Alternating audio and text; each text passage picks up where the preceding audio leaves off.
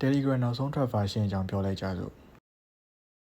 ကျွန်တော်ပထမဆုံး feature ကတော့ဒီကျွန်တော်ဝယ်ထားတဲ့ collectible items တွေ NFT တွေကိုကျွန်တော်ရဲ့ wall ပေါ်မှာဒီ profile မှာပေါ့နော်တန်းစီပြီးတော့ကိုကြိုက်တယ်လို့အစီအစဉ်ထားပြီးတော့ပြလို့ရပြီအဲ့တစ်ခုချင်းစီကိုနှိပ်ကြည့်လိုက်မယ်ဆိုလို့ရှိရင်လည်းသူ့ရဲ့ဘယ်သူပိုင်နေဘယ်လောက်ရှားပါတယ်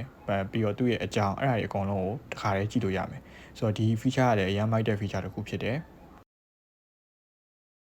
နောက်ထပ် feature တစ်ခုကတော့ကျွန်တော် Telegram Premium တွေကို Star နဲ့ဝယ်လို့ရတော့ပါပြီဆိုတော့ဝယ်ချင်တဲ့သူတွေ Star ဝယ်ပြီးတော့ဖြည့်ပြီးတော့ကိုယ့်ကို Telegram Premium update လုပ်ချင်လည်းရပါပြီနောက်ထပ် feature တစ်ခုကတော့ကျွန်တော်တို့ contact မဟုတ်တဲ့သူတွေကိုစကားလာပြောတဲ့အခါမှာသူတို့ရဲ့ info တချို့ပေါ့နော်ဒီ Star page မှာပြပေးမှာဖြစ်ပါတယ်နောက်ဆုံးတစ်ခုကတော့ကျွန်တော်တို့ကိုယ်စာပို့ချင်တယ်ဆိုလို့ရှိရင်star ဘယ်လောက်ပြီးမှပို့လို့ရမယ်ဆိုတာမျိုးသတ်မှတ်ထားလို့ရပါပြီဆိုတော့တကယ်လို့ကိုကအဲ့လိုသတ်မှတ်ထားမယ်ဆိုရင် star 100ပြီးမှပို့လို့ရမယ်ဆိုရင်အဲ့လူကစာတစ်ကြောင်းပို့တိုင်း star 100ပြီးမှပို့လို့ရမှာဖြစ်ပါတယ်ဆိုတော့ဒီရလာတဲ့ star တွေကိုနောက်ပိုင်းမှာစုပြီးတော့ကျွန်တော်တို့ဒေါ်လာပြန်ထုတ်လို့ရမယ်ပေါ့နော်အဲ့လိုပုံစံမျိုးနဲ့သွားပါတယ်ဆိုတော့ဒီ feature တော့နည်းနည်းတော့စာတယ်ပေါ့နော်ကိုယ့်စီကို message ပို့ချင်ပတ်ဆက်ပြီးမှပို့လို့ရမယ်ဆိုတာမျိုးပါလေ